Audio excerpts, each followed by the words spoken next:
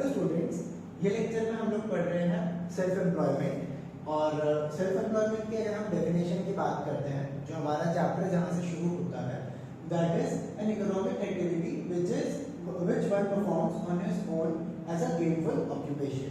मतलब आप जितने भी छोटे छोटे बिजनेसेस देख सकते हैं या फिर सेल्फ एम्प्लॉयड पर्सन देख सकते हैं। सेल्फ एम्प्लॉयड पर्सन से मेरा मतलब है आपका कारपेंटर हो गया या फिर प्लम्बर हो गया, इनफैक्ट डॉक्टर्स हो गए, लॉयर्स हो गए, ये सारे जो लोग होते हैं ये सब फॉल करते हैं सेल्फ एम्प्लॉयमेंट की कैटेगरी में।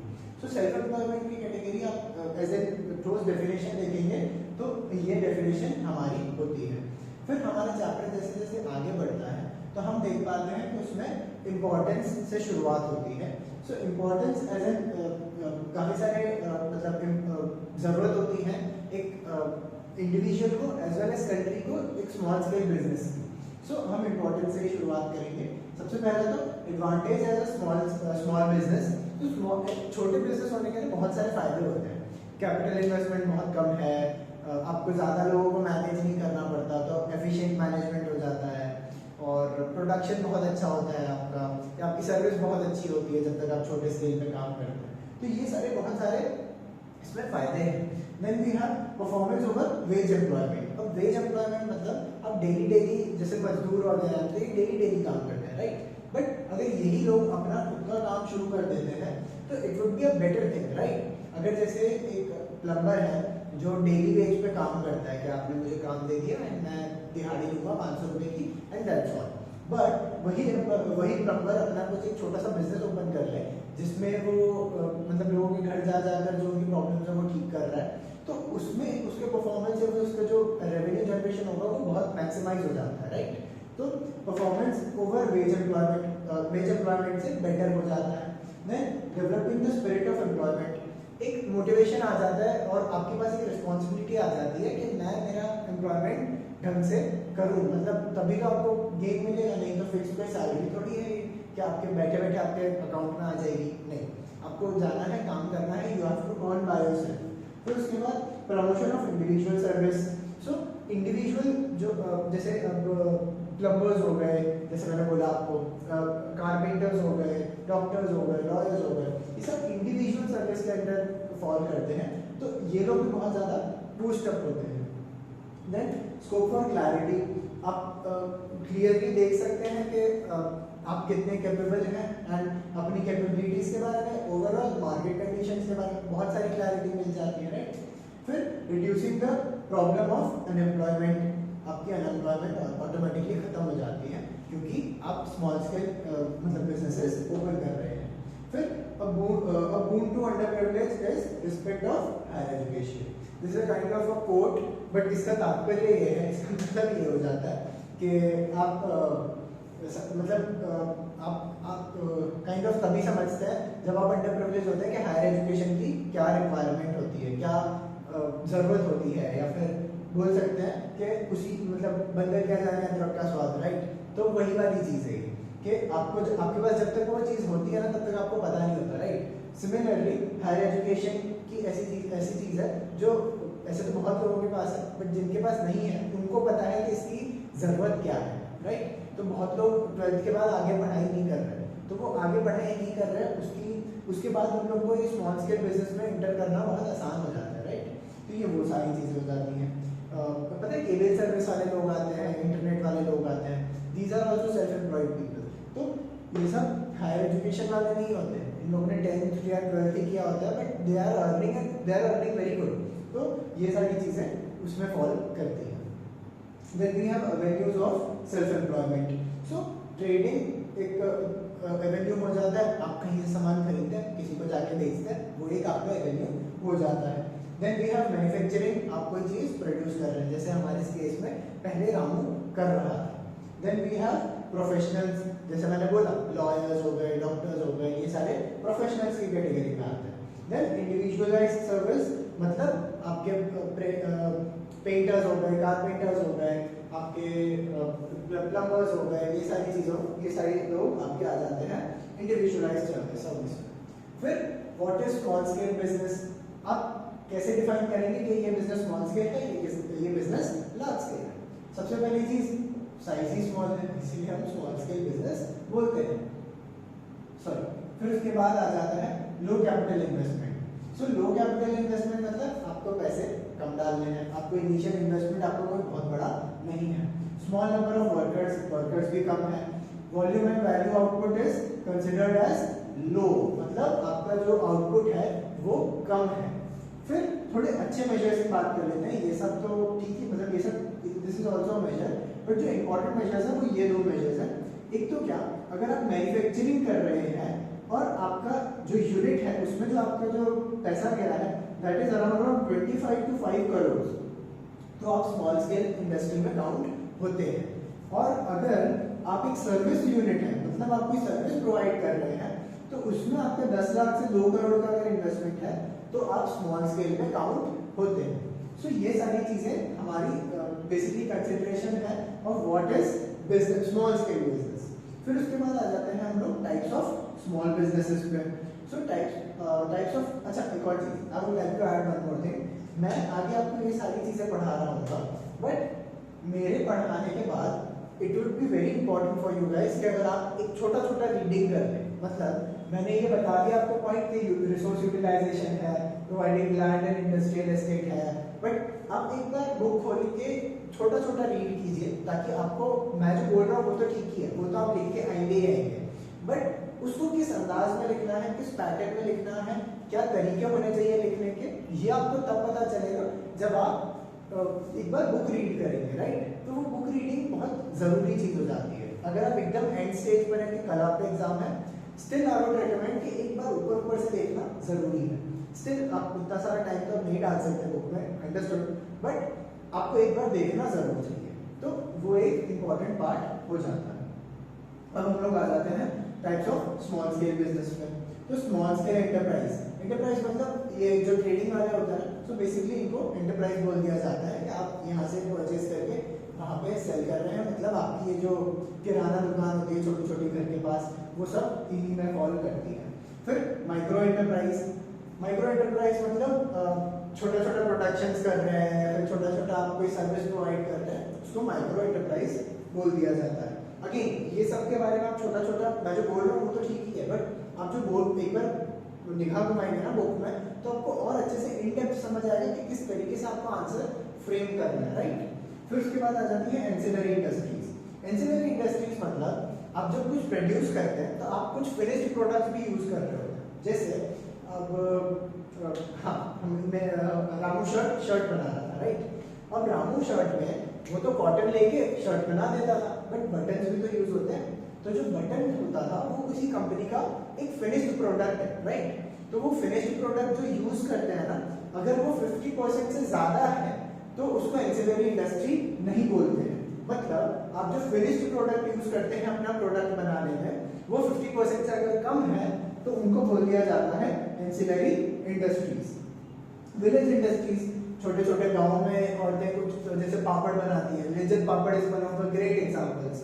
सो ये जो एग्जांपल्स होते हैं ये सब विलेज इंडस्ट्रीज के एग्जांपल होते हैं कि छोटी छोटी गाँव में औरतें मिलके पापड़ बनाना शुरू कर दिए, तो वो एक विलेज इंडस्ट्री बन गई, right. Cottage industry basically village industry का थोड़ा एक्सटेंडेड फॉर्म मान लीजिए। फिर ट्रेडिंग यूनिट मतलब ये सारी जो मैंने आपको पहले बताई थी ट्रेडिंग में वो वाले लोग, राइट।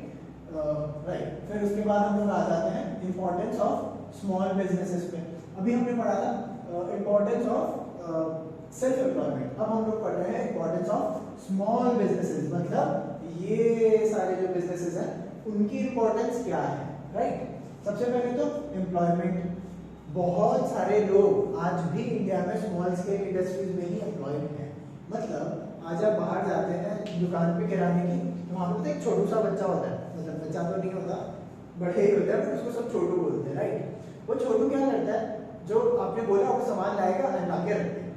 अब कायदे में है तो उसकी एम्प्लॉयमेंट, राइट, वो डेली काम कर रहा है वहाँ पर, तो वो जो डेली एम्प्लॉयमेंट वाली चीज़ है ना, वो वहाँ पर ही एम्प्लॉय है। और ऐसी कितनी सारी दुकानें, कितने सारे छोटू हैं, तो वो जितने छोटू हैं वो सबका एम्प्लॉयमेंट का सोर्स क्या है, एक small scale business.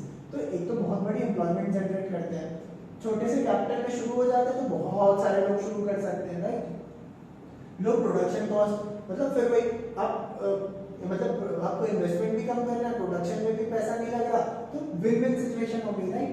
Resource utilisation, अब छोटे छोटे रिसोर्स बहुत बड़ी कंपनीज नहीं यूटिलाइज कर सकती, राइट? अब बट आप मान लीजिए कि अब जैसे कैसे समझाएं इसको कि कोई बहुत छोटा सा आपका रिसोर्स होगा, जैसे पानी हो गया, ठीक है? अब पानी आप बिस्लरी तो है ही है, ठीक है, आप पैकेज वाटर लेते हैं, बट उसके बाद कितने सारे लोकल आपके पास 50 ब्रांड्स होंगे जो वो पानी को सेल कर रहे हैं। सो वो एक बड़ा ब्रांड तो कर ही रहा है ये सारी चीजें, बट जो छोटे छोटे ब्रांड्स हैं वो भी रिसोर्स यूटिलाइज कर रहे हैं, राइट? तो एक वो रिसोर्स यूटिलाइजेशन वाला का पार्ट आ जाता है। बैलेंस कंट्री डेवलपमेंट, ये बहुत इंपॉर्टेंट पार्ट है। आप देखेंगे तो रूरल में जितनी भी डेवलपमेंट होती है वो स्मॉल स्केल बिजनेस की वजह से होती है। आप कभी भी बाहर जाएंगे तो आप मतलब मेजॉरिटी जो बड़ी कंपनीज है वो तो खाली बस शहर तक पहुंच रही है, तो छोटे गांव में कैसे पहुंचेंगी सारी चीजें? उनको पहुंचाने के लिए स्मॉल स्केल इंडस्ट्रीज का बहुत बड़ा रोल है, तो वो ओवरऑल कंट्री को बैलेंस कर पाते हैं। नेशनल इमेज, आप जो स्मॉल स्केल इंडस्ट्री में बन रहा है वो एक्सपोर्ट भी होता है, बहुत जगह एक्सपोर्ट होता है, इनफैक्ट हमारे हैंडीक्राफ्ट वगैरह तो बहुत एक्सपोर्ट होते हैं। तो ये हमारी कंट्री की इमेज बनाते हैं कि हमारी कंट्री कैसे मतलब जीती है, क्या लाइफस्टाइल है हमारे, इनफैक्ट क्या बोल सकते हैं, जो भी बेसिक दिनचर्या होती है जिसको बोलते हैं, वो सारी चीजें भी बाहर जाती हैं, तो हमारा कल्चर बाहर मूव हो रहा है, तो it is a very good thing, right? Raising standard of living, मैंने जैसे बोला कि जो बड़ी कंपनीज है वो तो खाली बस छोटी मतलब सिटी तक लिमिटेड है, बट विलेज तक कैसे पहुंचेंगे आप? तो उसके लिए भी आपको स्मॉल स्केल इंडस्ट्रीज की जरूरत पड़ती है। अब इतनी जरूरी चीज है तो गवर्नमेंट इनको सपोर्ट तो करेगी, तो गवर्नमेंट ने काफी सारे इनके लिए काइंड ऑफ बोल लो तो पॉलिसीज बना के रखी हैं कि हम इनको प्रोटेक्ट कर रहे होंगे। तो वो जो प्रोटेक्शन लॉज है वो ऐसे कुछ है, मैंने 15 में समाप्त किया है, आई गेस आपके बुक में कुछ 17-18 पॉइंट्स हैं। सो मैं वही बोल रहा हूँ अगेन, अगर आप एक बार रीड कर लेंगे तो आपका नाम बहुत ज्यादा समझ जाएगा, बट आपको बहुत अच्छे से इन डेप्थ लिखना आ जाएगा कि ये लिखते कैसे हैं, राइट? हम इंग्लिश में बात कर रहे होते हैं, हिंदी इंग्लिश में, बट उससे राइटिंग प्रैक्टिस नहीं होगी आपकी, तो राइटिंग प्रैक्टिस में अगेन आपको एक बार बुक रीड करना जरूरी है। फिर उसके बाद हम आ जाते हैं फर्स्ट पॉइंट पे, लिबरलाइज क्रेडिट फैसिलिटी। अब गवर्नमेंट ने इनको बोला है कि भैया कोई भी लोन लेना है, कुछ लेना है, तो हम आपको बहुत ही लिबरली दे देंगे, आपके लिए कोई चेकिंग नहीं होगी, कोई बैकग्राउंड चेक नहीं, कुछ नहीं, आपको डायरेक्टली पैसे दिए जाएंगे। क्यों? क्योंकि small scale business very important. फिर उसके बाद हम आ जाते हैं रिजर्व 800 आइटम्स। अब ये वो आइटम्स हैं जो कोई भी बिग जाइंट प्रोड्यूस ही नहीं कर सकता। आपको मतलब आप एज ए बिग जाइंट आपको परमिशन ही नहीं है गवर्नमेंट की साइड से कि आप ये प्रोड्यूस कर सकें। ये सिर्फ स्मॉल स्केल इंडस्ट्रीज, ये टाइप की इंडस्ट्रीज ही प्रोड्यूस कर सकती हैं। तो ये एक पार्ट आ जाता है। एग्जेम्पशन फ्रॉम जीएसटी, इनको जीएसटी भी नहीं भरना है। दूसरा, इनको प्रेफरेंस ऑफ परचेज, अब ये कुछ परचेज करते हैं तो इसमें इनको प्रेफरेंस दी जाती है कि भैया इनको पहले प्रोवाइड करा जाए। फिर स्मॉल इंडस्ट्रीज डेवलपमेंट, अच्छा इनके लिए एक अलग बैंक बना दिया, right? Small industries development bank, SIDB। And फिर डिस्ट्रिक्ट इंडस्ट्री सेंटर, DICs बोलते हैं इनको, राइट? तो ये सारे कुछ इन्होंने बैंक्स बना दिए हैं, फिर ऑर्गेनाइजेशंस बना दी है छोटी छोटी गवर्नमेंट ने, जो इनके डेवलपमेंट के लिए ही वर्क कर रही है खाली बस। तो ये सारी चीजें एग्जिस्ट करती हैं। मिनिस्ट्री ऑफ माइक्रो, यहाँ पे क्या था मैंने इरेज कर दिया, राइट? ओके, यहाँ पर हम आते हैं, मैं बता रहा हूँ। फिर हम लोग आगे मूव करते हैं, बेनिफिट प्लान्स एंड पॉलिसीज। सो इनको बहुत सारे प्लान्स एंड पॉलिसीज दिए गए ताकि ये लोग ग्रो कर सकें, आगे बढ़ सके, राइट? फिर उसके बाद सब्सिडरी कैपिटल सब्सिडी दी जाती है इनको 12% की, जो मतलब काइंड ऑफ ऑलमोस्ट इनको टैक्स मतलब वो इंटरेस्ट फ्री लोन्स वगैरह बहुत दिए जाते हैं, तो कैपिटल सब्सिडी दी जाती है इनको 12% की। Then they have government grant of 75,000 and ISO 9000 certification दिया जाता है इनको। गवर्नमेंट भी पैसे दे रही है प्लस सर्टिफिकेशन भी दे रही है कि आप सर्टिफाइड हैं, आप प्रोड्यूस कर सकते हैं एंड क्वालिटी फूड प्रोड्यूस कर रहे हैं। फिर land power and water and concession.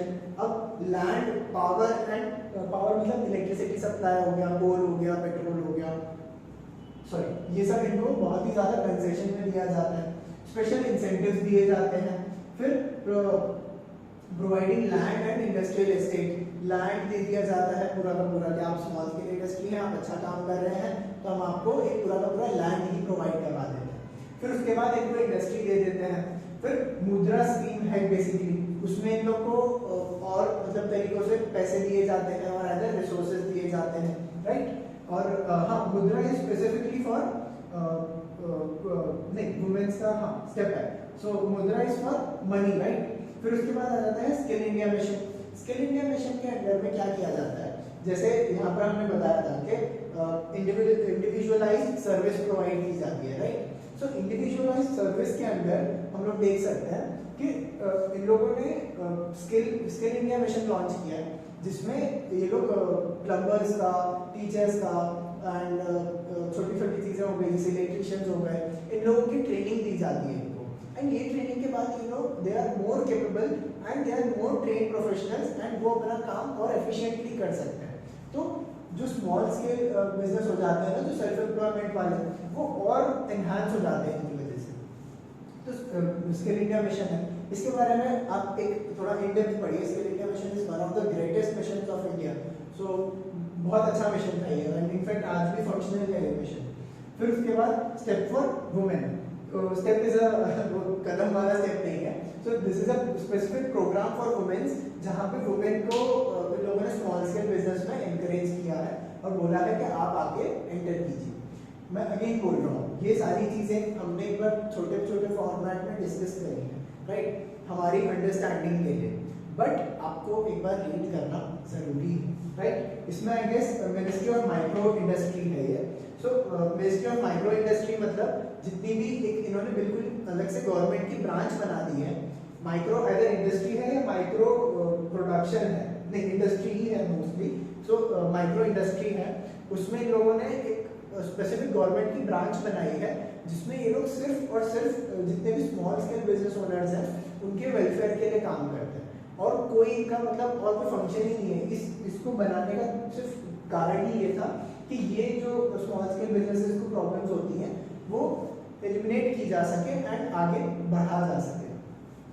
एक लास्ट चीज और है, कुछ इंस्टीट्यूशंस हैं जो इनको सपोर्ट करते हैं, तो इंस्टीट्यूशनल सपोर्ट के बारे में हम थोड़ा बात कर लेते हैं। So national small industries corporation एक इंडस्ट्री है। सो बेसिकली ये भी ये लोग फोकस ज़्यादा है प्रोडक्शन के साइड पे, जहाँ पे ये लोग छोटे छोटे प्रोड्यूसर्स को अपलिफ्ट करने के लिए पैसे देते हैं, रिसोर्सेज देते हैं without interest, but it is a moral duty of that जो भी प्रोडक्शन है कि वो इनको after some getting some production इनको वो पैसा वापस किया जाए। फिर उसके बाद state small industry development corporation, मतलब ये तो स्टेट की ही है, जो स्टेट गवर्नमेंट्स होती हैं वो भी अपनी एक कॉर्पोरेशन रखती हैं जो उनके पर्टिकुलर एरिया रीजन वाइज बहुत सारी चीज़ें इंप्रूव करती हैं। Then we have national bank of agriculture and rural development. Agriculture and rural development जैसा नाम बोलता है वैसे एग्रीकल्चर पे ज़्यादा फोकस है ये लोग, एंड बैंक है ये मोस्टली। तो बैंक मतलब कम इंटरेस्ट पे लोन दे देते हैं या तो फिर इंटरेस्ट फ्री लोन्स दे देते हैं, ताकि एक तो काइंड ऑफ इसको बचाया जा सके, एग्रीकल्चर को बचाया जा सके, क्योंकि इंडिया में एग्रीकल्चर बहुत कम हो रहा है, राइट। एग्रीकल्चर बचाया जा सके एंड दूसरा रूरल डेवलपमेंट को एनकरेज करा जा सके। Then we have small industries and small industry service institution. Again भाई ये लोग भी प्रोडक्शन पे फोकस है, एंड प्रोडक्शन के साथ साथ ये लोग जितना भी इनका सर्विस इंस्टीट्यूशन है इस पे मतलब काइंड ऑफ हेल्प प्रोवाइड करते हैं, क्योंकि सर्विस इंस्टीट्यूशन के लिए कोई खास वो जरूरत ही नहीं होती, they are already very self sufficient, but उसको भी ये लोग हेल्प प्रोवाइड करते हैं, राइट। फिर उसके बाद डिस्ट्रिक्ट इंडस्ट्री सेंटर। सो डिस्ट्रिक्ट में भी पर्टिकुलर ये लोग एक बना देते हैं, जैसे अहमदाबाद डिस्ट्रिक्ट हो गया या फिर भोपाल डिस्ट्रिक्ट हो गया, तो अब वहाँ पे पर्टिकुलर डिस्ट्रिक्ट का भी एक छोटी सी ऑर्गेनाइजेशन होती है जो पर्टिकुलरली उस रीजन के जो लोकल हैंडीक्राफ्ट्स हैं, लोकल जो प्रोडक्शंस हैं, उनको एनकरेज करती है। तो ये सारा हमारा चैप्टर था एक सेल्फ एम्प्लॉयमेंट के अंडर में। तो this is our chapter of self employment. Again वही एक रीडिंग नेसेसरी है ये चैप्टर में। चैप्टर इम्पॉर्टेंट बड़ा चैप्टर है, बट छोटा ही चैप्टर है, बट डिटेल्स बहुत सारी हैं, एंड डिटेल्स में चाह के भी लिस्ट नहीं कर सकता, एंड मेरे बोलने से आपको याद भी नहीं होगी। तो it would be a better thing अगर हम सब लोग एक बार जो भी मैंने बोला है इधर उसको रीड किया जाए, ये लेक्चर के बाद रीड किया जाए, ठीक है। रीडिंग इंपॉर्टेंट है, बाकी तो आपका सेल्फ एम्प्लॉयमेंट खत्म हो चुका है। Thank you.